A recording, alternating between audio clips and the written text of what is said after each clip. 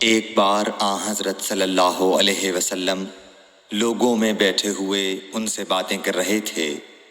اتنے میں ایک دیہاتی آپ کے پاس آیا اور پوچھنے لگا کہ قیامت کب آئے گی؟ آپ صلی اللہ علیہ وسلم اپنی گفتگو میں مصروف رہے۔ بعض لوگ جو مجلس میں تھے کہنے لگے، آپ صلی اللہ علیہ وسلم نے دیہاتی کی بات سنی لیکن پسند نہیں کی، اور بعض کہنے لگے کہ نہیں، بلکہ آپ نے اس کی بات سنی ہی نہیں۔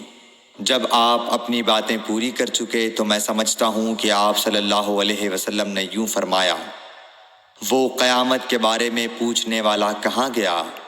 اس دیہاتی نے کہا، حضور میں موجود ہوں۔ آپ نے فرمایا کہ جب امانت ایمانداری دنیا سے اٹھ جائے تو قیامت قائم ہونے کا انتظار کر۔ اس نے کہا، ایمانداری اٹھنے کا کیا مطلب ہے؟ آپ صلی اللہ علیہ وسلم نے فرمایا کہ جب حکومت کے کاروبار نالائق لوگوں کو سونپ دیے جائیں تو قیامت کا انتظار کر۔ صحیح بخاری، حدیث نمبر 59۔